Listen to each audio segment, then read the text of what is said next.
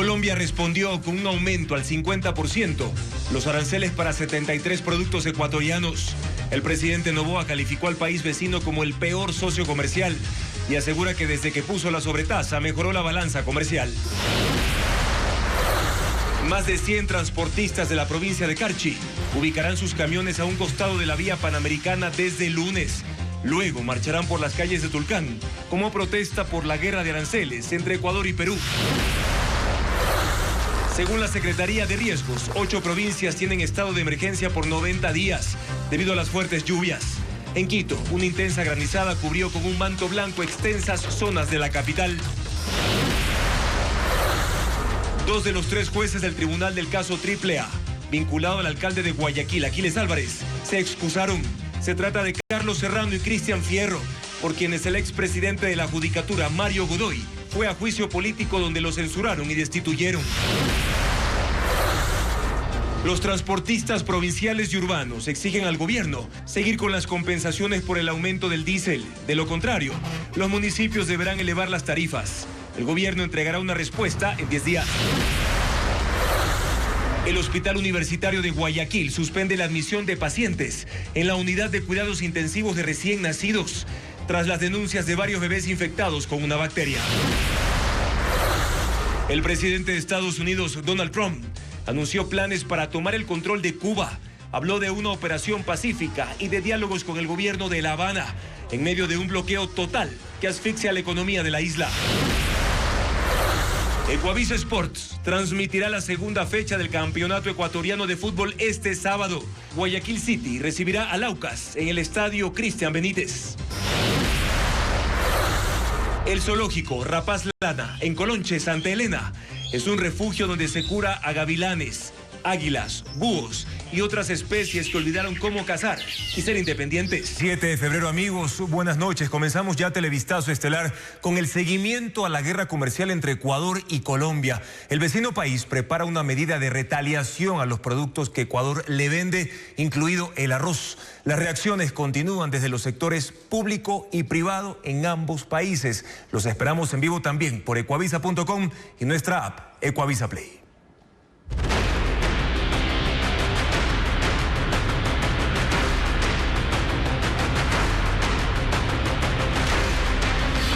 Aranceles. Colombia contraataca.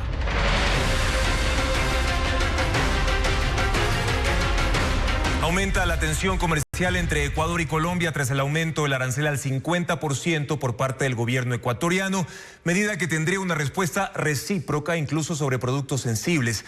A esta hora saludamos a Luisa Polo de nuestra cadena aliada Noticias Caracol. Luisa, buenas noches. ¿Qué sectores podrían resultar más afectados con esta contramedida y qué impacto tendría en el comercio bilateral? Muy buenas noches, Juan Carlos, y a todos los televidentes allá en Ecuador. Lo que ha dicho el gobierno colombiano, lo que se ha conocido justamente es de esos sectores que más productos envían a nuestro país, pues es el sector pesquero, langostinos, atunes, también aceite de coco, incluso café, algunos ingredientes. Estos sectores se verían más perjudicados con ese arancel del 50%.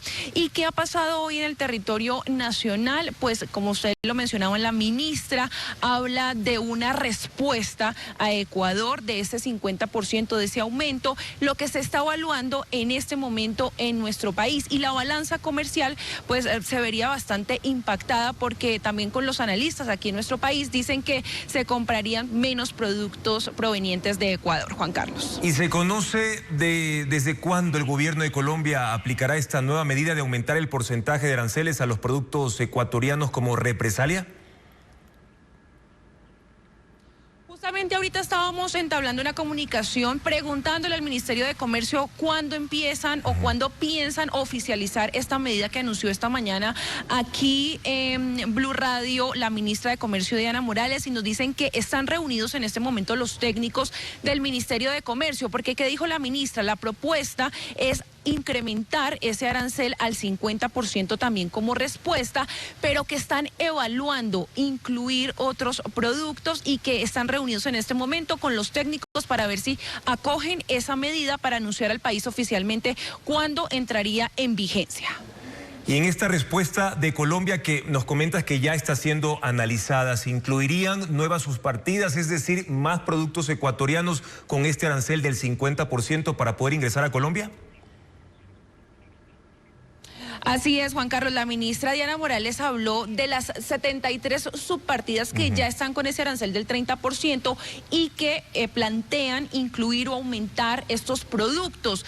¿Cuáles sectores o de qué tipo de productos? De la agroindustria y también otros derivados del arroz. Y aquí la ministra agregó que lo que están justamente mirando los técnicos es no incluir insumos que sean necesarios para la producción nacional, que están teniendo cuidado con esto, pero que el propósito lo que buscan es aumentar o incluir más productos en este arancel del 50%. Y Luisa, desde Colombia se mantiene entonces esta apertura al diálogo. La ministra de Comercio colombiana más temprano ha dicho que siempre han estado prestos a conversar con el gobierno ecuatoriano, no así desde el lado de nuestro país. Sí, pues le preguntamos también a la ministra si hubo intentos de diálogo, incluso dijo ella que fueron algunos delegados a Ecuador tratando justamente de tocar esa puerta. Esto fue hace algunas semanas, de tocar esa puerta para buscar una salida a través de la diplomacia, del diálogo, pero que los tomó por sorpresa las declaraciones del ministro de Comercio de Ecuador cuando dijo que no hubo una respuesta favorable o que no hubo intención por parte del gobierno colombiano. Ellos dicen, nosotros estamos abiertos al diálogo, si en cualquier momento se entabla o se da la oportunidad de poder buscar esas soluciones, porque esto está afectando pues al comercio de las dos naciones, que ellos están prestos. Y mire, aquí los gremios colombianos le piden a los dos países que por favor acaten este llamado para que se entablen esas negociaciones y se pueda buscar una salida, porque el sector empresarial es más afectado. En el caso de Colombia son más de 2.700 empresas que exportan productos a Ecuador. Es decir, que por parte de Colombia el diálogo se mantendría. Entonces, muchísimas gracias a Luisa Polo de nuestra cadena aliada Noticias Caracol por su informe desde Bogotá, Colombia, a esta hora. Y profundizando en este tema, el presidente Daniel Noboa justificó el aumento de la tasa arancelaria contra Colombia por el incumplimiento de acuerdos en materia de seguridad. Calificó al país vecino como su peor socio comercial y destacó que la medida produjo resultados favorables para las arcas fiscales. Informa Daniela Valencia. Un día después de la decisión de incrementar al 50% la tasa de seguridad a las importaciones provenientes de Colombia, el presidente Daniel Noboa la justificó en que Colombia no ha asumido el control de su lado de la frontera. En una entrevista en Radio Centro, dijo que durante 2 años se mantuvo el diálogo, se llegó a varios acuerdos, pero según dijo, el país cafetero los incumplió. Desde el ámbito comercial, resumió la relación bilateral como desfavorable para el país. ¿Sabe cuál es nuestro peor socio comercial en el mundo?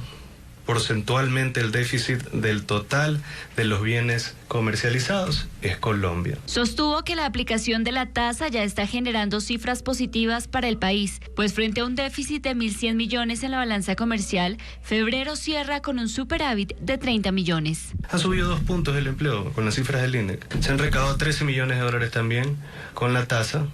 Y hemos reducido las muertes violentas en un 33% en las provincias fronterizas. El presidente también presentó la medida como una oportunidad para buscar alternativas y ampliar las rutas de transporte a mercados como Perú, Bolivia y Brasil. Contrario a lo manifestado por dirigentes del sector, expuso que no se ha generado una contracción. El transporte y almacenamiento ha crecido 18,4%. 767.7 millones versus 908.9 millones en febrero del 2026. Respecto a la demanda de Colombia frente a la Comunidad Andina de Naciones, dijo que con medidas recíprocas se dejó sin fundamento la acción. Sus demandas se vuelven humo el momento que ellos aplican una tasa o un arancel.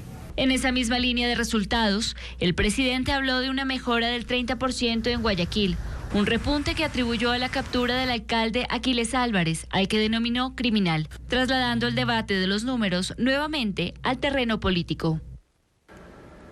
El presidente colombiano Gustavo Petro rechazó las medidas comerciales impuestas por Ecuador y advirtió que frenar el comercio legal entre ambos países ayuda a los narcotraficantes. Además que en frontera están eliminando miles de hectáreas de hoja de coca, según el mandatario. Informa Joel Vanegas. El presidente colombiano Gustavo Petro cuestionó las medidas comerciales ecuatorianas. Eliminar el comercio legal entre los dos países solo ayuda a los narcotraficantes, escribió en su cuenta de X. El pronunciamiento se produce luego de que el presidente ecuatoriano Daniel Noboa atribuyera al gobierno colombiano fallas de control fronterizo y por eso aplicó aranceles del 50% a importaciones del vecino país. En respuesta, Petro defendió la gestión de su gobierno en la zona limítrofe y aseguró que se han ejecutado acciones concretas, como el inicio de la erradicación de 21.000 hectáreas de hoja de coca en la frontera, en el departamento del Cauca, que es donde se cultiva más coca en el mundo según autoridades colombianas. Petro también dijo que se ha reducido la tasa de homicidios en el departamento de Nariño, colindante con Ecuador, pero no dio cifras. Más allá de los pronunciamientos de los mandatarios de los dos países y sus acusaciones y los reclamos de los sectores productivos, los diálogos permanecen suspendidos. Las importaciones y exportaciones caen drásticamente en 94% en la frontera entre Ecuador y Colombia. A las almaceneras y zonas de aforo del transporte pesado del Carchi no llega carga. Por ello se anuncian medidas que iniciarán este lunes a las 0 horas. Paola Andrade con la noticia. La guerra arancelaria convierte a Carchi en un patio de camiones paralizados. Hasta enero, la zona de aforo del transporte pesado en Carchi recibía a diario alrededor de 100 camiones cargados con plátano, arroz, papa y otros productos de exportación. Hoy, ese flujo se redujo en un 94%. Este viernes, apenas 6 camiones arribaron con mercancías, todas exentas del arancel del 30% y sin restricciones para su ingreso a Colombia. En el patio también permanecen varados 3 vehículos cargados con aceite de palma que no pueden cruzar la frontera. Para salir de aquí, para decir Quito, Guayaquil, carga no hay. Entonces todos los vehículos están prácticamente paralizados. El impacto también alcanza los 8 depósitos temporales de Tulcán. Antes movilizaban cerca de 150 vehículos diarios entre importaciones y exportaciones. Ahora el movimiento es nulo. En el puente internacional de Rumichaca, esta mañana cruzaron a Colombia apenas 10 camiones. Eran cargas en tránsito desde Perú. Según Carlos Bastidas, presidente de la Asociación de Transporte Pesado de Carchi, 2.000 camiones de 32 filiales están guardados en garajes. Tras una reunión, unos 100 dirigentes resolvieron marchar el próximo lunes por las calles de Tulcán y desde las 0 horas ubicarán camiones al costado de la vía panamericana. Nosotros como transportistas, con estas medidas ya estamos paralizados porque no tenemos con qué salir. Entonces nuestra gente va a poner sus vehículos en cada cantón, en cada parroquia y aquí en la ciudad de Tulcán y hacer ver que prácticamente no tenemos trabajo. Y precisamente esta tarde la Federación Nacional del Transporte Pesado del Ecuador, FENATRAPE, señaló que se unirán a la medida de hecho, pues calculan alrededor de $25 millones en pérdidas en un mes. Que vean que no es un problema solo del Carchi, sino ya se ha vuelto un problema a nivel nacional, porque todo el transporte de la provincia del Carchi está paralizado porque no tienen que transportar y se están movilizando hacia el centro del país. Del lado colombiano, la Cámara de Comercio de Ipiales convocó a una reunión binacional el martes para coordinar acciones de protesta.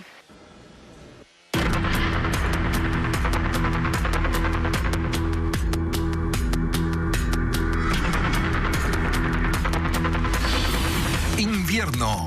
La gente sufre su efecto.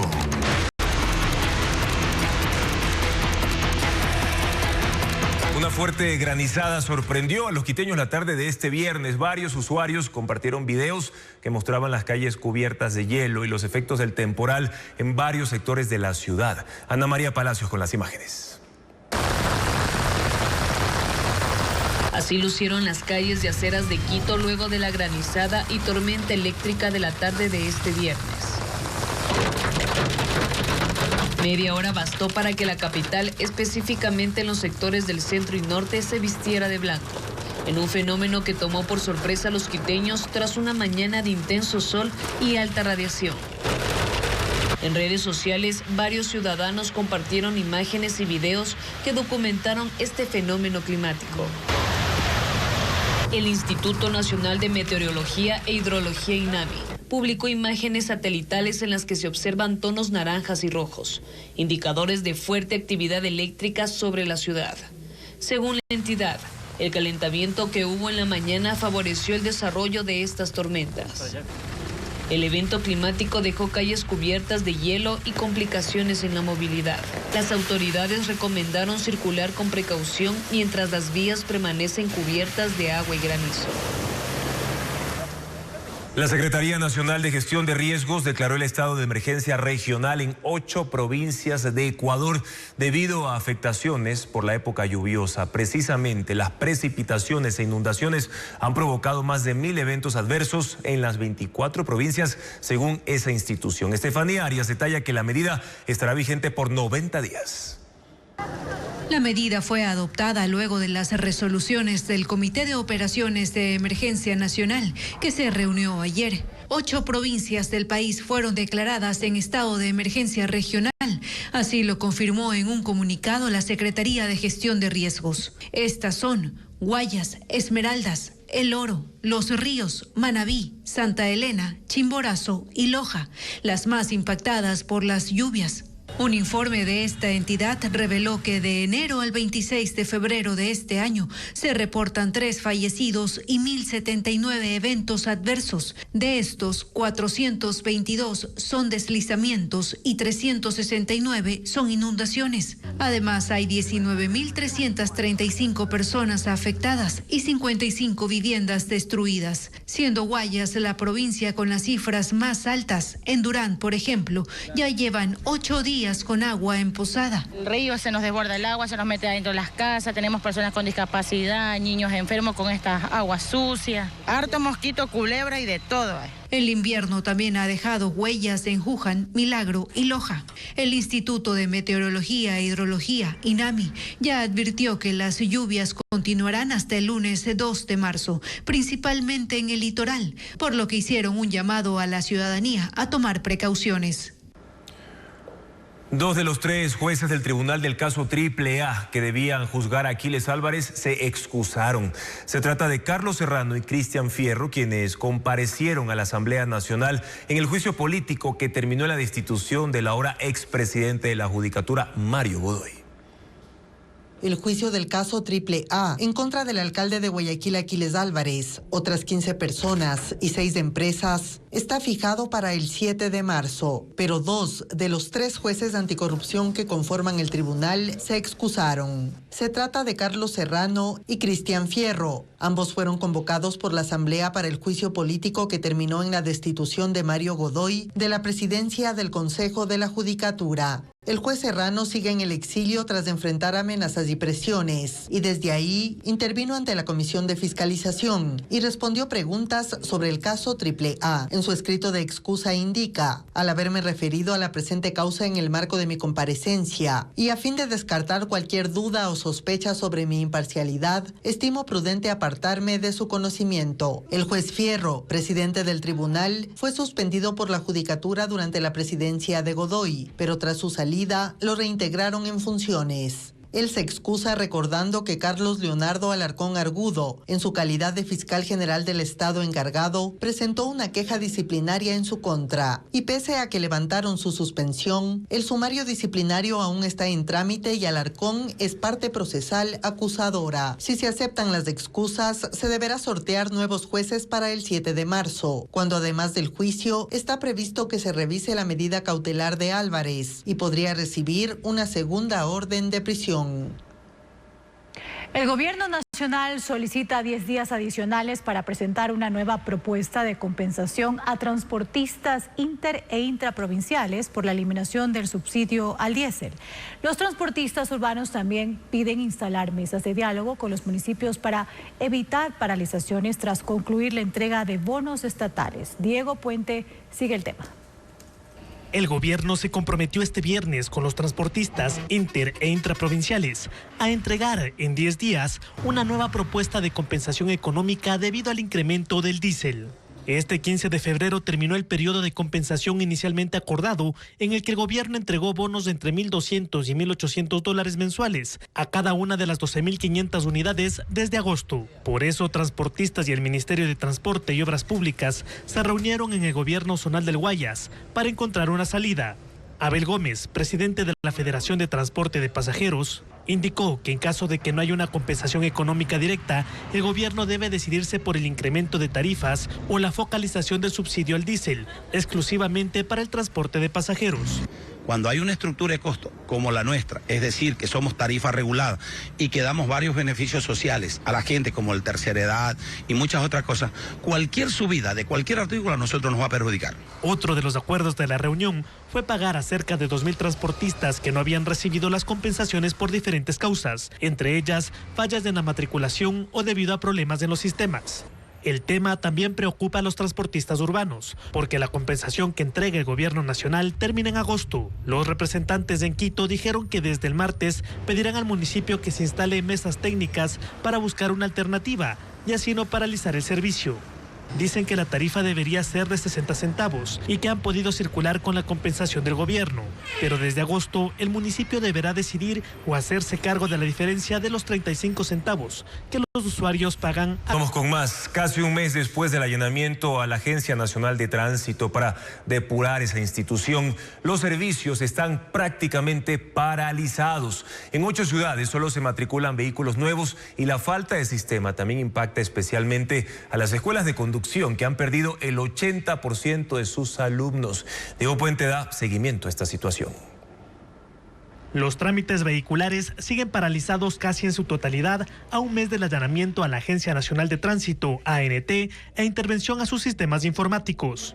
El gobierno ofreció arreglar el sistema paulatinamente desde hace 15 días para tener una reactivación total a finales de este mes. Pero hoy, en 8 ciudades, se puede matricular solamente vehículos nuevos. La ciudadanía no puede obtener o renovar sus licencias, realizar traspasos de vehículos, renovar unidades de transporte público y tampoco liberar vehículos. La inhabilitación del sistema golpea a las escuelas de conducción que otorgan licencias no profesionales. Esta mañana, 40 de esas instituciones se reunieron en Quito para pedir soluciones al gobierno. Las instituciones, las escuelas no profesionales del país, no tenemos ningún tipo de lineamiento, ningún tipo de directriz, ningún tipo de pronunciamiento que nos permita a nosotros continuar con nuestras actividades normales. Ellos indican que han perdido el 80% de sus alumnos porque la ANT no extiende los documentos que habilitan a un estudiante a conducir.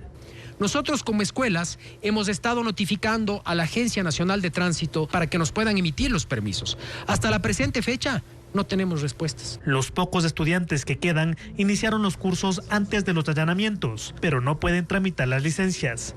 Las pérdidas, indican, superan los $26.000 por escuela. La ANT no ha indicado cuándo restablecerá sus operaciones. Mientras tanto, en Quito, que inauguró un nuevo centro de trámites vehiculares en el Parque Bicentenario, esperan la conexión al sistema para iniciar la matriculación e inscripciones de vehículos. La alcaldía adelantó que emitirá una resolución para no multar por el retraso en el trámite.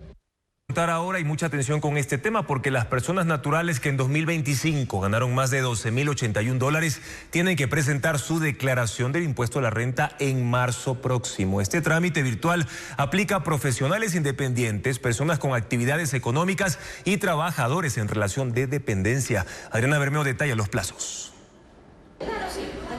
Marzo es un mes clave en el calendario tributario. Las personas naturales que durante el 2025 ganaron más de $12.081 deben cumplir con su declaración del impuesto a la renta. Están obligados a declarar los profesionales independientes, personas naturales con actividades económicas como alquiler de viviendas e influencers, y trabajadores en relación de dependencia. En este último caso, el empleador realiza mensualmente la retención del impuesto y el formulario 107 funciona como declaración. Sin embargo, sí deben completar este trámite quienes tuvieron más de un empleador en el año, proyectaron gastos personales que no coinciden con los gastos reales y deben reliquidar el impuesto, recibieron utilidades de un empleador distinto al actual, o mantienen una actividad económica adicional. La fecha límite para realizar la declaración depende del 9º dígito de la cédula o del RUC. Para el dígito 1, la declaración será el 10 y 11 de marzo. y así cada 2 días se cambiará el número hasta el 28 de marzo, cuando le corresponderá al dígito 0. Quienes incumplan con los días de pago tendrán una multa del 3% mensual del monto que debía pagar. La declaración del impuesto a la renta se realiza en la página web del SRI y aplica la rebaja por los gastos personales y por cargas familiares.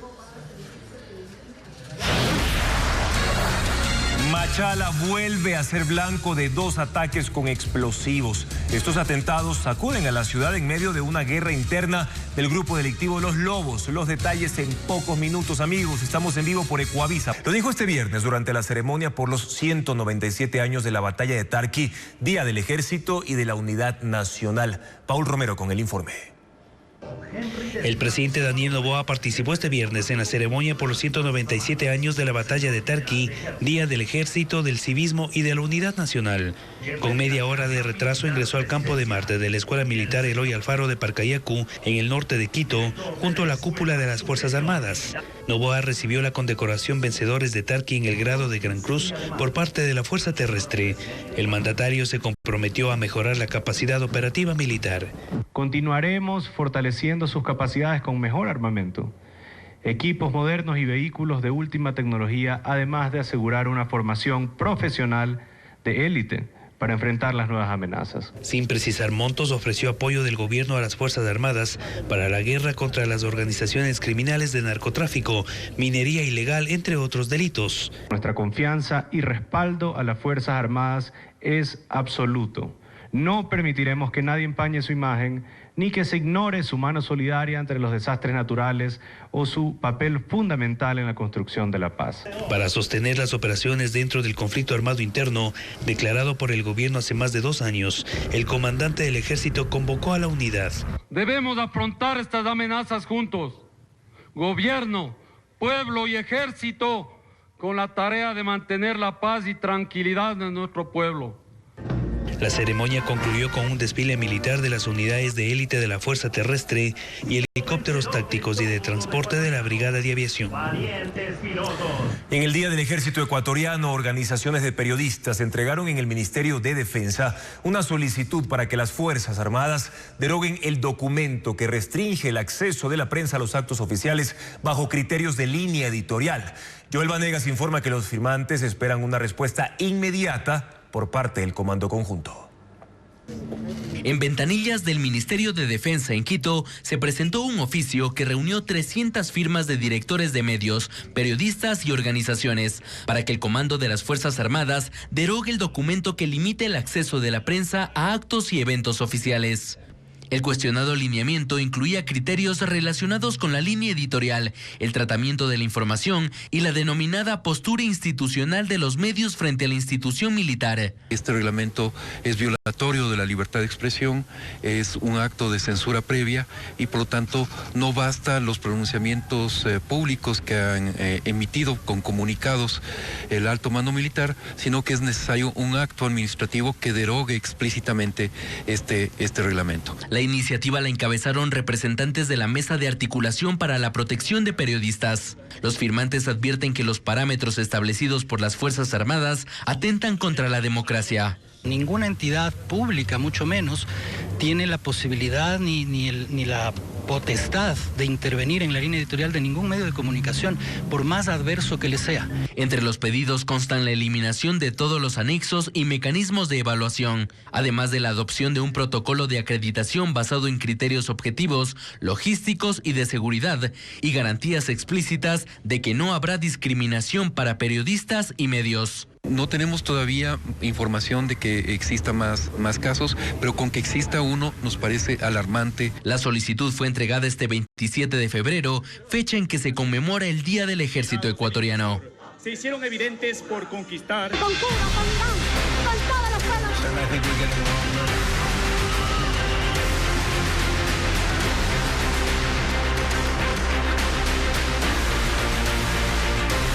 Mundo. El presidente de Estados Unidos, Donald Trump, anunció planes para tomar el control de Cuba. Habló de una operación pacífica y de diálogos en curso con el gobierno de La Habana. Ocurre después de la flexibilización parcial del bloqueo a los envíos de petróleo a la isla. El informe lo tiene Pedro Jiménez. Hace poco más de un mes, Estados Unidos impuso un control total al sector energético en Cuba con el bloqueo a los envíos de petróleo desde Venezuela, crudo que también administra el gobierno de Donald Trump desde el derrocamiento de Nicolás Maduro. La asfixia de la economía cubana es la más intensa en décadas. Estados Unidos acusa al régimen de ser una amenaza excepcional y Trump asegura que hay un diálogo en marcha con el gobierno de Miguel Díaz-Canel, heredero político de los Castro.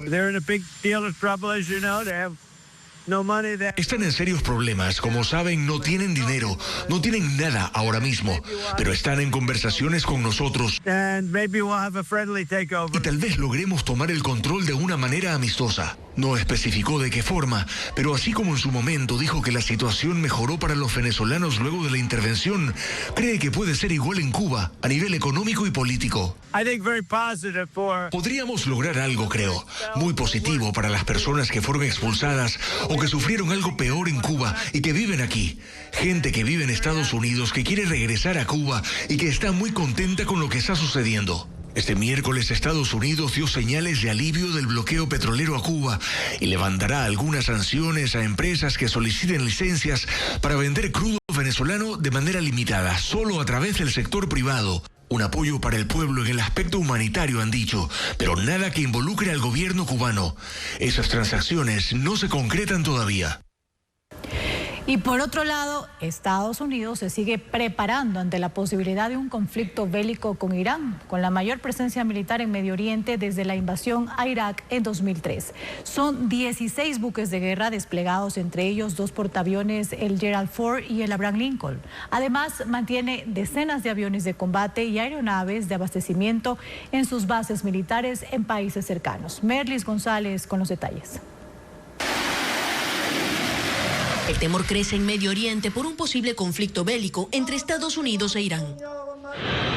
Una hilera de aviones de abastecimiento está postada en el aeropuerto de Ben Gurión en Israel, como parte del enorme despliegue militar estadounidense en la zona, con el que busca presionar al régimen islámico para que abandone su programa nuclear.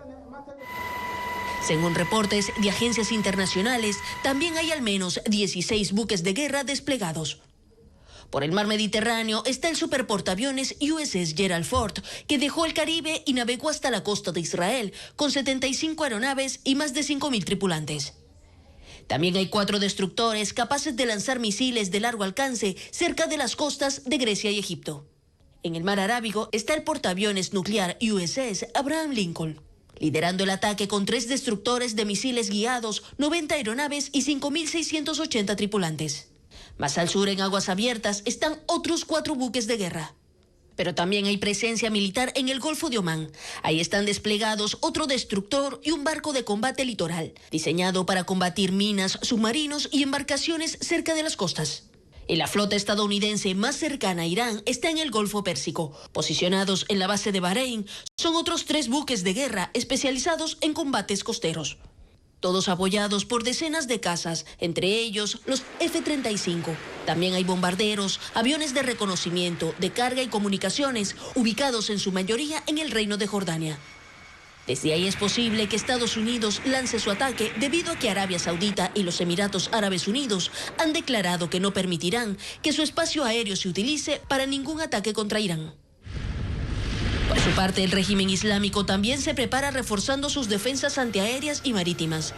Videos de propaganda de la Guardia Revolucionaria muestran sus ejercicios militares con el lanzamiento de misiles, vuelo de drones y disparos contra objetivos de largo alcance, elevando aún más la tensión. Y mientras tanto, Estados Unidos autoriza la salida del personal no esencial y sus familiares de su embajada en Israel por riesgos de seguridad.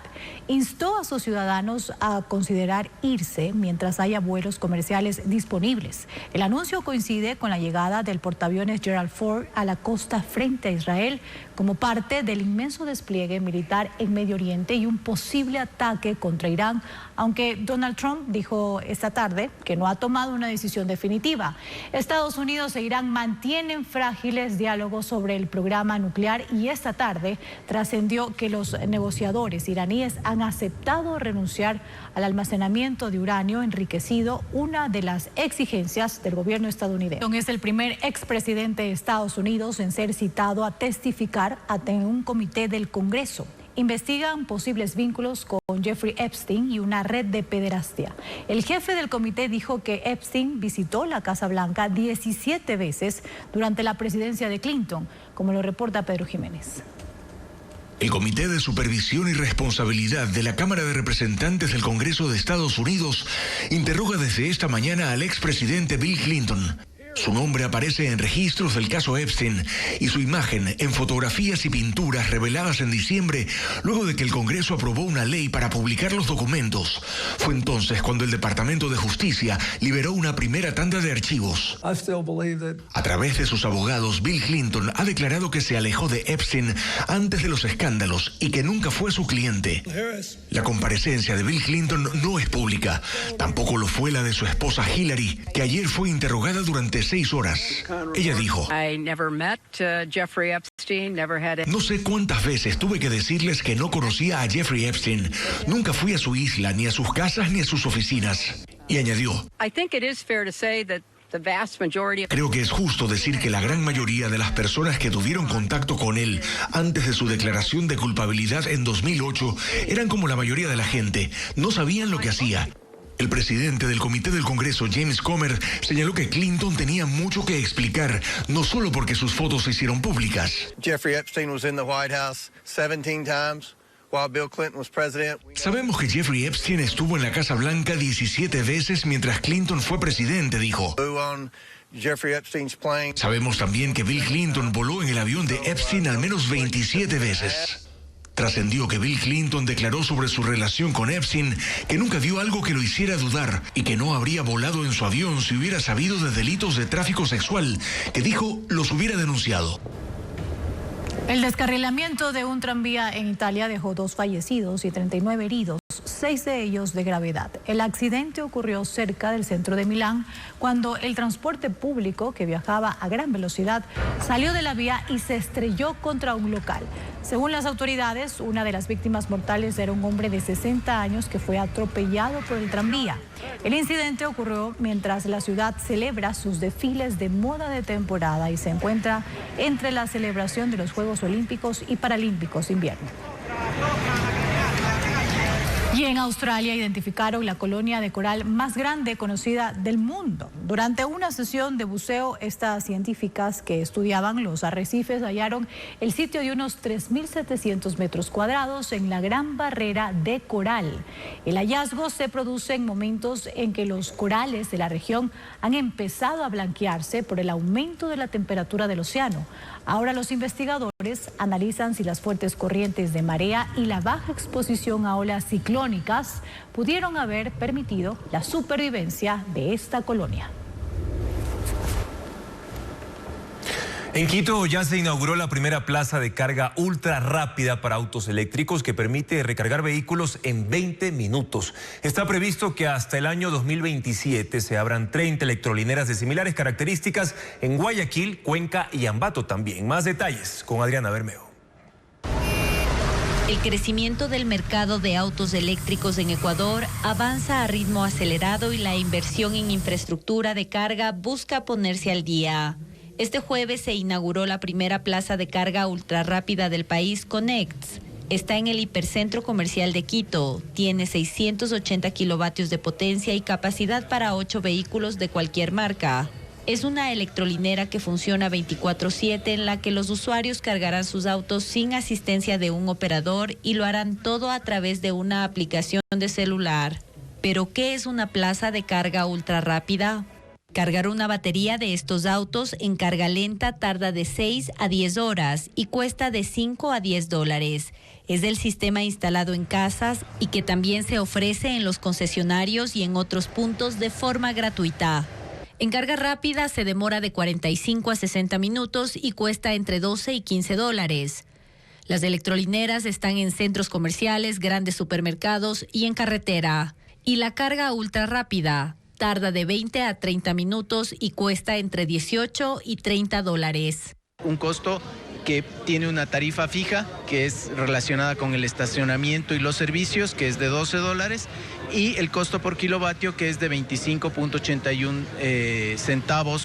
Está prevista la construcción de 30 estaciones de carga ultrarrápida en el país hasta el 2027, en Guayaquil, Manta, Cuenca y Ambato, con una inversión de $5 millones. Otras empresas también instalarán 29 puntos de carga rápida hasta finales de 2026 para abastecer la demanda de los vehículos eléctricos que en el último año triplicaron sus ventas. Este año vamos a tener un mercado de vehículos 100% eléctricos que superen las 6.000 unidades. En febrero de este año, un vehículo eléctrico ya ingresó al top 10 de los más vendidos en el país.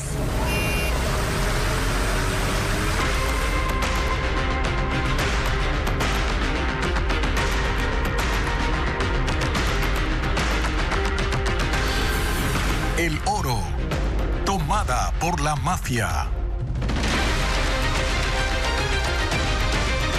Machala amaneció nuevamente alarmada por ataques con explosivos. Criminales atacaron 2 viviendas y causaron daños en al menos 10 inmuebles más, en hechos que, según la policía, estarían dirigidos en contra del entorno familiar de alias Saoco, señalado como cabecilla de los Sao Box. Este mes, la provincia del Oro registra ya 20 atentados con explosivos. Tras apenas 48 horas, Machala volvió a sacudirse por 2 ataques con explosivos. El primero ocurrió a las 21 horas con 45 minutos en el este de la ciudad. Una carga explosiva arrasó con parte de la fachada de esta vivienda esquinera de 3 plantas. Un menor de edad resultó herido y permanece estable, y un vehículo estacionado afuera terminó destrozado. Mientras la policía acordonaba el perímetro, un segundo estallido irrumpió a los pocos minutos. Esta vez en las calles Manuel Estomba y Napoleón Mera, en el sur de la urbe. En este punto no hubo heridos. Con la luz del día, los daños quedaron al descubierto. En el primer punto, la fachada quedó abierta, los muros fracturados y los marcos de las ventanas destruidos. La onda expansiva reventó los vidrios de puertas y ventanas en 4 casas aledañas. Mientras que en el sur, esta pequeña casa azul quedó al borde del colapso. La vivienda contigua perdió parte del techo y al frente un templo cristiano tiene daños en la mampostería y en sus accesos. Otras 4 casas alrededor tienen afectaciones en puertas y ventanas. Según la policía, los atentados estarían dirigidos contra el entorno familiar de alias Saoco, señalado como cabecilla de los Sao Box, facción de los Lobos que mantiene una disputa territorial con los Lobos Espejo. Se trataba de una casa presuntamente relacionado con una persona cercana a alias Saoco. Y la segunda explosión, esa sí está confirmado que era una casa habitación anteriormente utilizada por la madre de alias Saoco. El gobernador de El Oro enmarca los ataques en esa misma pugna criminal, pero las detonaciones ocurren de forma recurrente y alcanzan a viviendas, templos y familias ajenas al conflicto. Los planes están en ejecución y los resultados vienen día a día. ¿Cuáles son esos resultados? Las capturas, las detenciones, las incautaciones. Solo en este mes han reportado al menos 20 atentados con explosivos en El Oro. 4 están vinculados a enfrentamientos entre bandas criminales y 16 a extorsiones e intimidaciones. Y el cantón Azuayo, Camilo Ponce Enríquez, se ha convertido en el músculo financiero de las mafias que actúan con violencia en Machala y en toda la provincia de El Oro. La minería ilegal financia la compra de armas, sicarios, y no solo eso, también fortalece el poder de los grupos criminales. Veamos. Con 22.000 habitantes, Camilo Ponce Enríquez en Azuay está a 1 hora del puerto Orense. Este cantón minero es señalado por inteligencia militar como el principal músculo económico del grupo criminal Los Lobos, que ahora está fraccionado. Recalcan que la extracción ilegal de oro financia armas, sicarios y aviva la disputa territorial. En 2024, en plena guerra entre lobos, en Camilo Ponce Enríquez, se registraron 52 asesinatos. Ese año se reforzó la militarización con la Brigada de Infantería número 1, El Oro. En todo el 2025, la cifra bajó a solo 4 crímenes, pero en apenas 2 meses de 2026 ya se han reportado otros 4. La caída en la estadística no es necesariamente un sinónimo de paz. El martes fue asesinada en Machala la esposa de un minero de ese sector. En enero desaparecieron de Ponce Enríquez 3 hombres. Fueron decapitados y sus cabezas halladas en febrero en Pasaje. En diciembre de 2025, mellizos de 27 años desaparecieron de ese cantón y aparecieron muertos en el Guabo. En Ponce Enríquez, fuentes de inteligencia advierten que las ejecuciones entre bandas o por vacunas se cometen fuera del cantón para mantener baja su cifra criminal, y lo han logrado. Aunque financia gran parte de la economía ilegal que golpea el oro, el cantón no está en estado de excepción por pertenecer a Azuay. Sin orden judicial no hay allanamientos ni ingreso a minas, salvo en casos de delitos flagrantes. Pero el cerro, con múltiples accesos y vegetación cerrada, facilita ocultar armas y sacar oro ilegal. Las investigaciones militares presumen que en las bocaminas no solo se esconden armas, también cuerpos. En el oro, de 74 denuncias de desaparecidos, logró localizarse a 49 personas, 9 de ellas sin vida. En el 2026, la brigada destruyó 12 bocaminas, 4 campamentos ilegales e incautó más de 1.200 explosivos. Ponce Enríquez está en la ruta que conecta el oro ilegal y la cocaína enviada a los puertos de El Oro y Guayas. Aunque geográficamente es de la provincia de Azuay, criminalmente su influencia se siente en la guerra que hoy convierte a Machala y el resto del Oro en uno de los epicentros de violencia del país. Pausa y al volver les contaremos que varios bebés recién nacidos se encuentran en estado crítico tras infectarse con una bacteria en un hospital de Guayaquil. Les contamos ahora que el Hospital Universitario de Guayaquil suspende la admisión de nuevos pacientes en la unidad de cuidados intensivos de recién nacidos tras las denuncias de varios bebés infectados con una bacteria. Veamos. No es la primera vez. Hace 6 meses, en agosto del 2025, el gobierno ya prometió una investigación tras confirmar esto. La situación del fallecimiento, en este caso de 2 neonatos, debido a la bacteria KPC. La infección ocurrió aquí, en el Hospital Universitario de Guayaquil, en el mismo lugar en donde hoy, 6 meses después, la historia comienza de nuevo. Ahora mismo hay varios recién nacidos en estado crítico. Entonces la niña nació bien. Niños que nacieron sanos, pero que poco después se infectaron con una bacteria. Como la niña nació 7 mesinas, obviamente la pusieron en el área del neonatal, en termocuna porque lo requería. Ahora la niña está contagiada por la bacteria de KPC. Rosa no quiere mostrar su rostro porque en el hospital les han dicho claramente que no hablen con la prensa. Lo que sí nos muestra son los exámenes en los que se confirma la presencia de una bacteria, no la KPC, sino una llamada Serratia. La situación de la bebé en este instante es crítica. A la niña la intubaron, le pusieron sonda nasogástrica. Aquí no hay medicamentos que hay que estar comprándolos, nos mandan receta. En este hospital está expresamente prohibido el ingreso de la prensa. Rosa nos cuenta que ella y otros familiares han pedido el traslado de sus pequeños pacientes a otro hospital, porque temen que si los niños siguen donde está la bacteria, su situación se complique aún más. El Ministerio de Salud emitió un comunicado en el que informa que se ha dispuesto la no admisión de nuevos pacientes en la unidad de cuidados intensivos neonatales de este hospital. Y agrega que ya hubo una evaluación reciente en la que se determinó la necesidad de adecuaciones en dicha área para garantizar que la climatización cumpla con los protocolos de salud y estándares de funcionamiento vigentes. Surgen varias preguntas. ¿Por qué, si en una evaluación reciente se estableció la necesidad de adecuaciones, estas no se hicieron? Y en cambio siguieron recibiendo a recién nacidos que ahora están infectados. ¿Cuántos son realmente los niños afectados y cómo harán para proveerle a sus familias la atención y medicinas necesarias? ¿Ha habido fallecimientos por esta causa? Por ahora no hay respuestas porque el tema se maneja en privado y sin mayores explicaciones.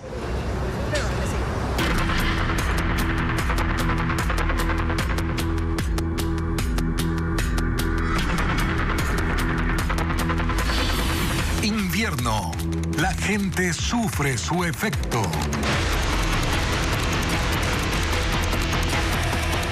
Salitre se suma a los cantones de la provincia del Guayas que sufren el impacto de esta época lluviosa. 100 familias de recintos rurales están afectadas y los agricultores hablan de miles de dólares en pérdidas por cultivos de cacao, arroz y plátano que se inundaron completamente. Luis Alfredo Zúñiga recorrió las zonas perjudicadas y preparó el siguiente informe. Salitre es uno de los cantones más bajos de la cuenca del río Guayas y está al pie del río Vinces.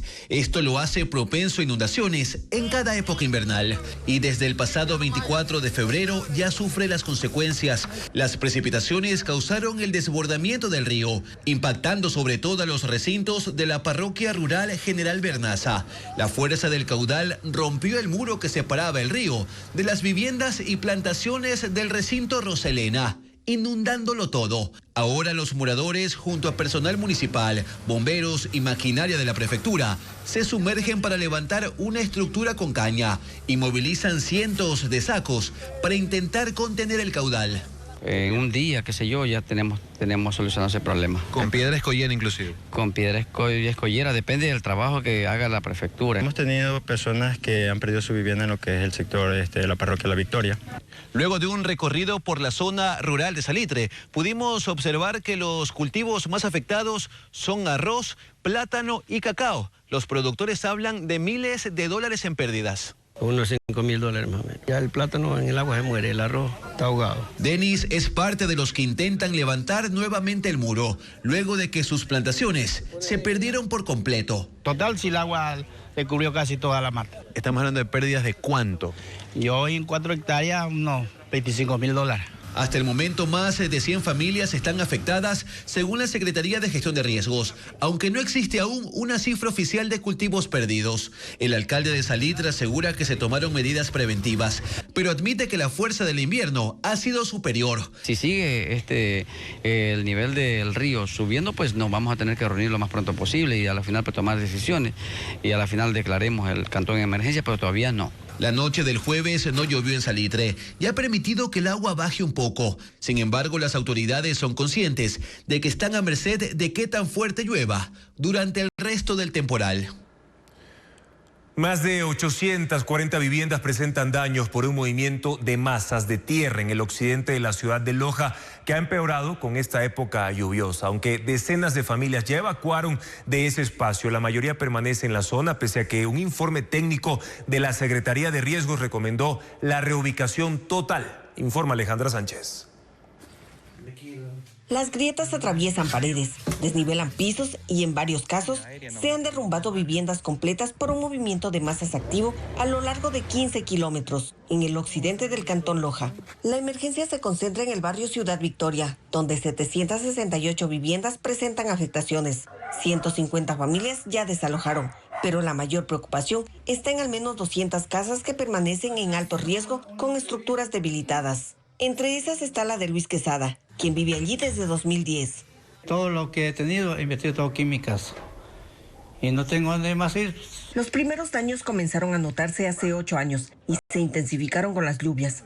A finales de 2025, un informe de la Secretaría de Gestión de Riesgos determinó que el sector está asentado sobre suelo arcilloso, por donde se filtra el agua de microcuencas ubicadas en la parte alta. Esa infiltración mantiene el terreno constantemente saturado y ha activado el desplazamiento de la ladera. A 2 kilómetros en el sector del Plateado, la situación es similar. 75 viviendas y una iglesia presentan daños. Apenas 18 familias abandonaron el lugar. Otras, en cambio, permanecen y realizan reparaciones pese al riesgo. Se ha invertido bastante dinero.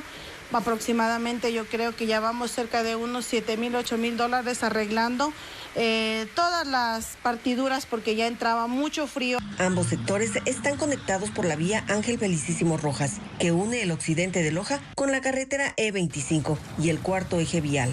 Rutas estratégicas hacia Catamayo y Zamora Chinchipe. En este tramo hay al menos 20 puntos con hundimientos y fisuras. El informe de gestión de riesgos recomendó la reubicación total. Sin embargo, muchas familias permanecen en sus viviendas y cerca de 2,000 vehículos continúan circulando a diario por esa zona donde el terreno está en movimiento.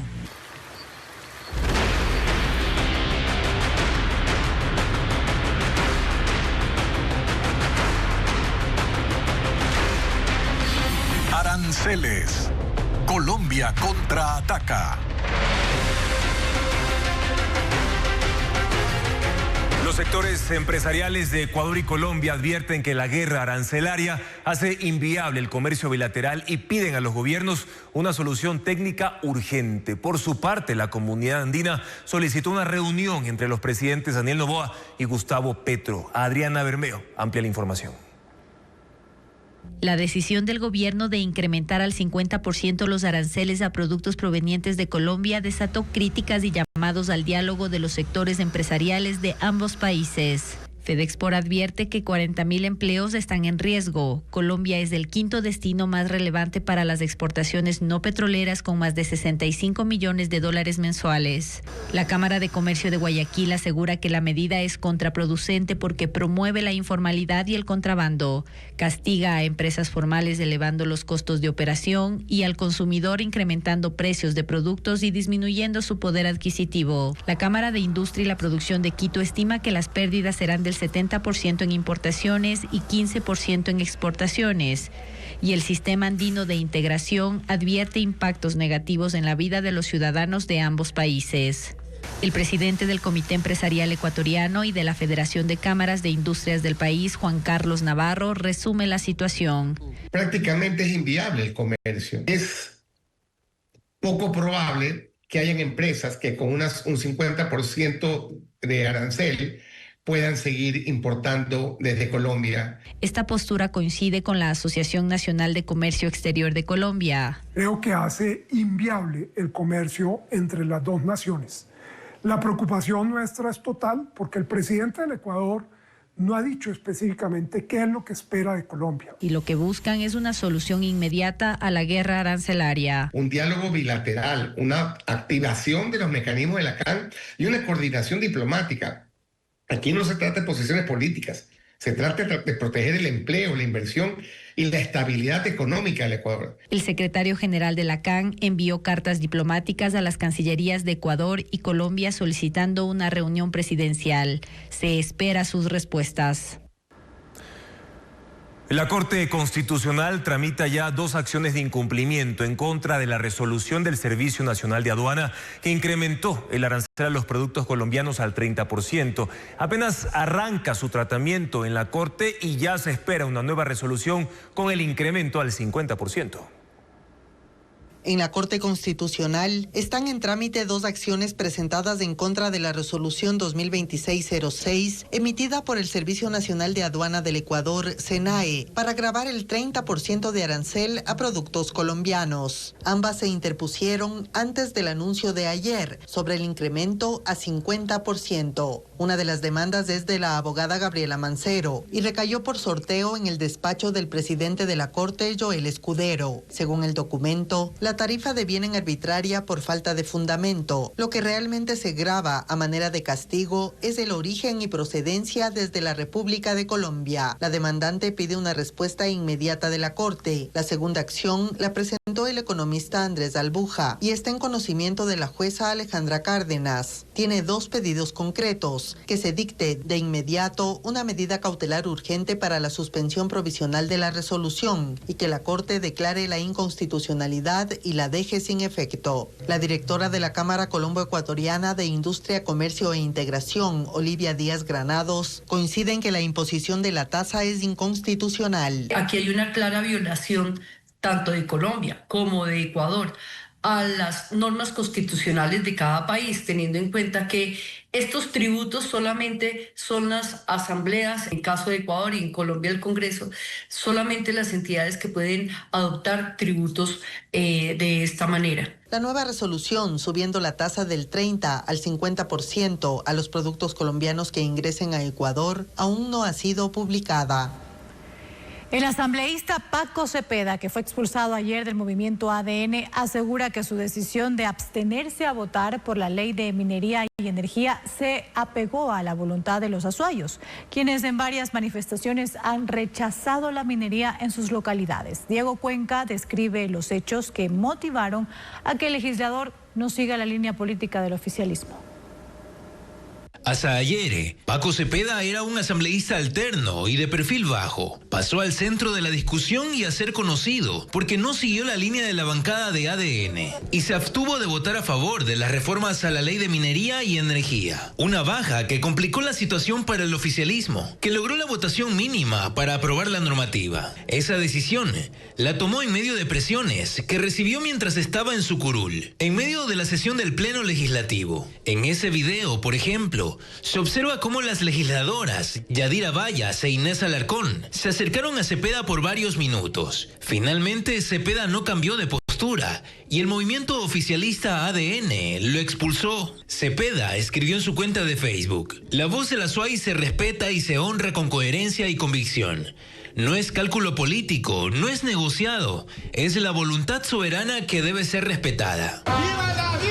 La abstención de Cepeda ocurre en un contexto social y político que involucra no solo a Cuenca, sino a toda la provincia de Azuay, un territorio donde la minería es un tema que genera resistencia y moviliza la opinión ciudadana. En septiembre, al menos 100.000 personas salieron a las calles a protestar contra la minería en Quinzacocha y Loma Larga. Además, en 2 consultas populares, el 80% de la población votó para que se prohíba la minería a mediana y gran escala en esa localidad del Austro.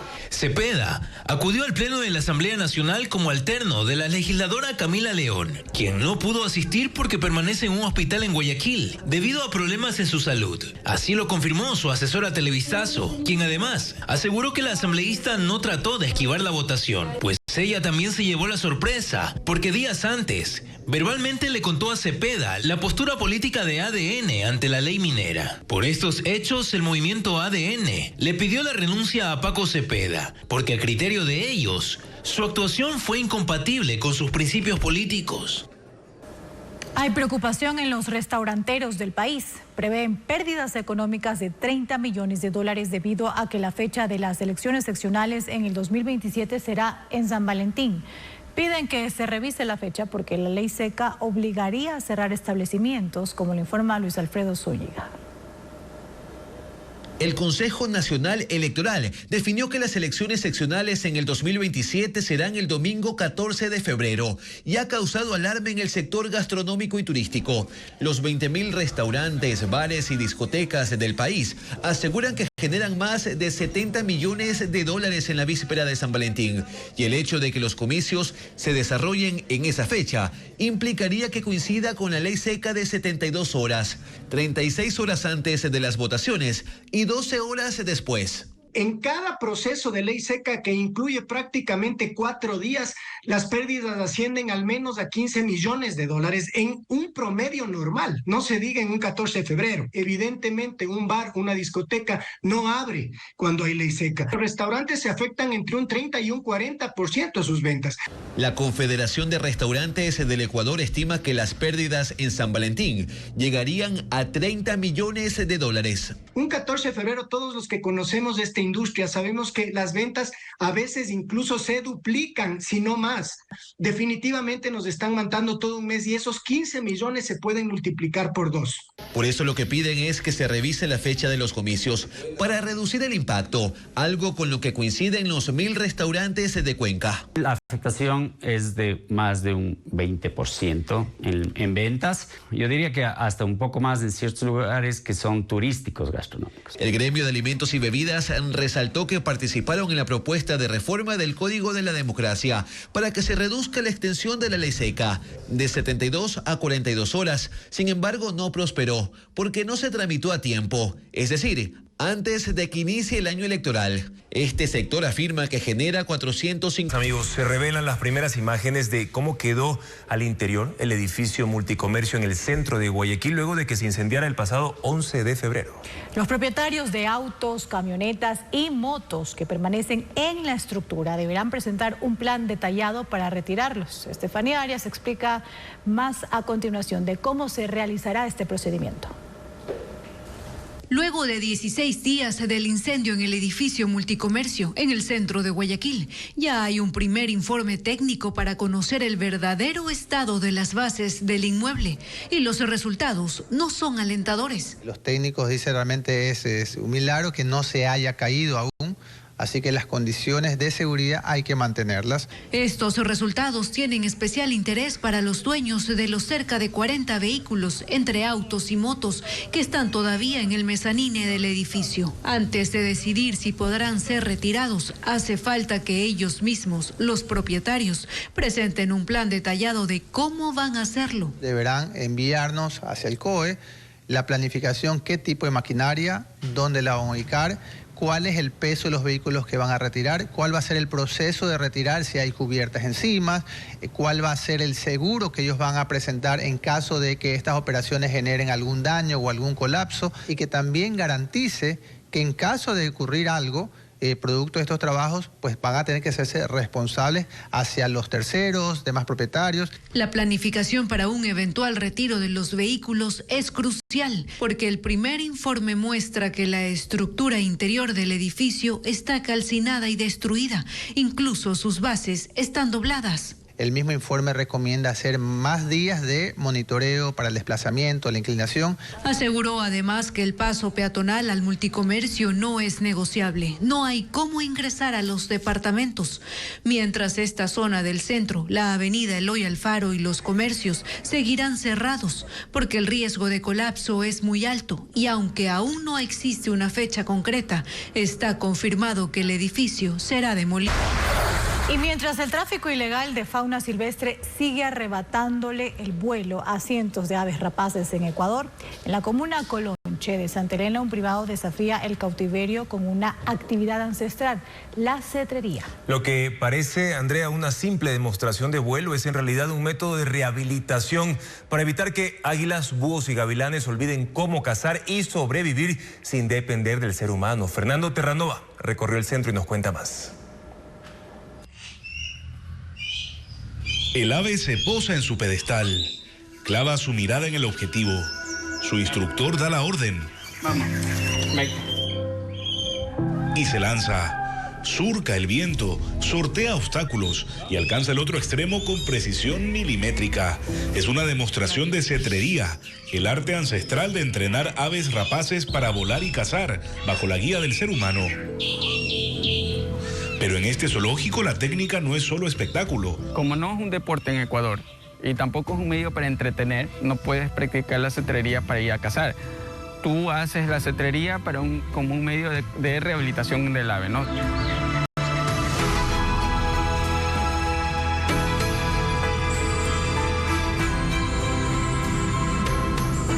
El zoológico Rapaz Lana está ubicado en la comuna Colonche, provincia de Santa Elena.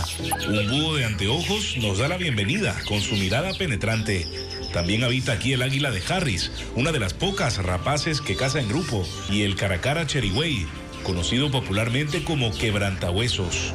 Todas son rapaces, aves de ojos altamente desarrollados, capaces de detectar presas a grandes distancias.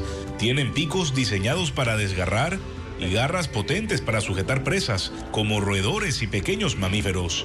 Ecuador alberga cerca de un centenar de aves rapaces, entre diurnas, nocturnas y carroñeras, según el listado científico que define la clasificación de aves en Sudamérica. Aquí en el zoológico Rapaz Lana hay 58 aves de más de una docena de especies: águilas, halcones, búhos, lechuzas, todas rescatadas del tráfico ilegal, pero también del mascotismo, del maltrato, cuando la gente las tiene encerradas en casa. Como Auca, un águila de Harris que estuvo encerrada en una jaula tan pequeña durante tanto tiempo que terminó deformándole el ala. Y el ave, mira, tiene 8 años con nosotros, un ave que está entrenada, actualmente está volando. Sin la cetrería se volverían dependientes del ser humano, como esta lechuza de campanal, que en lugar de huir pide alimento. Pero no todas han sufrido por acción humana directa. Algunas llegan en estado de orfandad o tras caer del nido, cuando la madre o el polluelo más fuerte expulsan al más débil para asegurar su supervivencia. Cuando ya ellos caen del nido, los padres no los vuelven a recoger, entonces ahí es cuando la ciudadanía los encuentran en el campo, en las ciudades, reportan al Ministerio de Ambiente, el Ministerio de Ambiente coordina inclusive con la Policía de Medio Ambiente para que nosotros podamos recibir estos ejemplares, ¿no? Sus garras brillosas. El equipo veterinario evalúa cada caso. Un animal que tiene condiciones para ser liberada, puedes practicar cetrería con ese animal porque tiene que aprender a cazar y luego ser liberada. O puedes practicar la cetrería para mantenerla en mejores condiciones en cautiverio, para no quitarle nunca su instinto natural de cacería.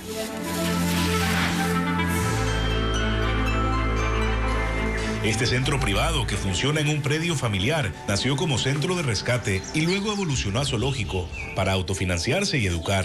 Esa sensibilización hacia los niños, hacia las escuelas, hacia las familias, hayan visitas o no hayan visitas, nosotros siempre estamos trabajando, ¿no? Porque esto es una forma de vida, por amor a los animales. Mi esposo, mis hijos, todos están involucrados en el tema. Además de las 58 rapaces, conviven tortugas trueno, ardillas, cuzumbos y otras aves, como un pelícano herido por un pescador y un guacamayo rescatado del tráfico ilegal, que baila si le cantan. Había una vez un gusanito. De momento, el zoológico busca un espacio más amplio, cerca de su ubicación actual, para expandir su labor de rescate y rehabilitación.